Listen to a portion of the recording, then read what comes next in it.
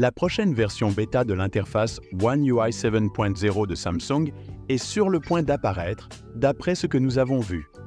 Dans les fuites, cela apportera de grands changements aux appareils Samsung, plus que ce que nous avons vu dans les mises à jour récentes. Certains détails ont été confirmés, tandis que d'autres ne sont encore que des rumeurs. Nous avons rassemblé toutes les informations que nous connaissons jusqu'à présent sur l'interface One UI à 7.0 et les fonctionnalités que nous pouvons. Attendez-vous à cela de la part de l'interface Android de Samsung. Avant de parler de la date de sortie et des détails des appareils pris en charge, parlons de toutes les fonctionnalités attendues de l'interface One UI 7. Voici une liste de toutes les fonctionnalités attendues dans One UI 7. De nouvelles icônes. Les icônes par défaut feront l'objet d'une refonte complète avec des formes plus arrondies, des couleurs distinctives permettant de les distinguer facilement. Les changements seront visibles sur les icônes, tels que l'appareil photo, les paramètres de la galerie et Samsung Internet. Icônes d'application en gras.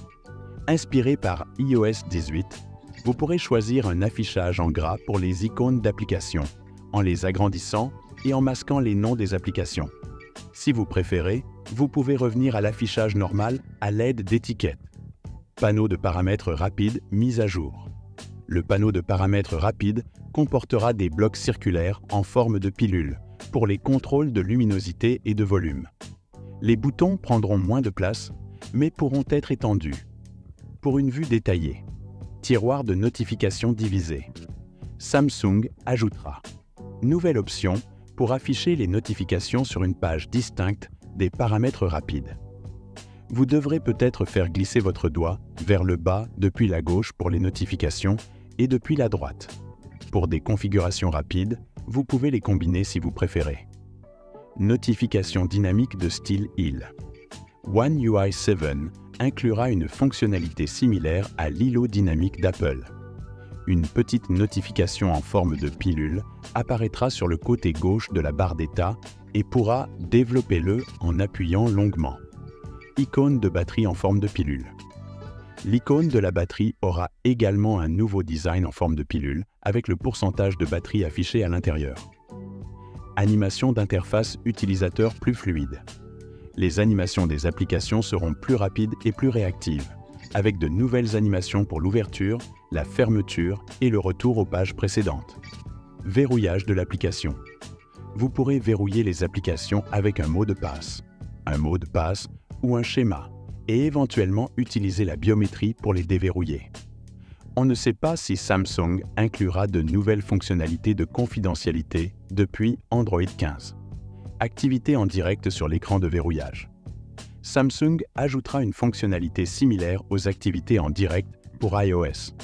Cela s'appelle Control Zone et vous permettra de suivre des éléments tels que la diffusion de chansons ou les trajets Uber sur l'écran de verrouillage.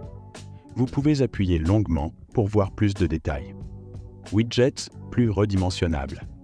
Attendez-vous à de nouveaux widgets d'écran d'accueil et d'écran de verrouillage avec plus d'options de redimensionnement, vous offrant plus de flexibilité dans la façon dont vous les utilisez.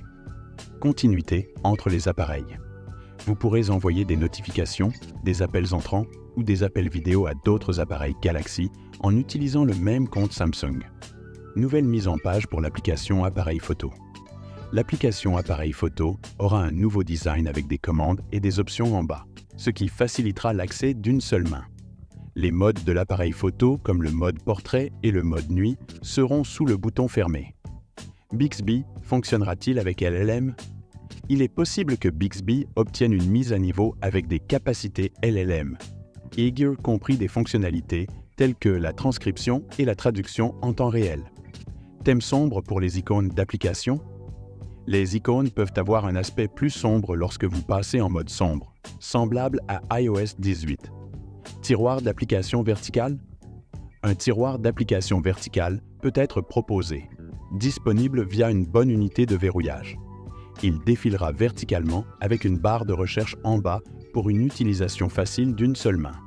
Ce sont les fonctionnalités auxquelles nous pouvons actuellement nous attendre avec One UI 7.0. Cette mise à jour devrait apporter des changements majeurs sur l'interface.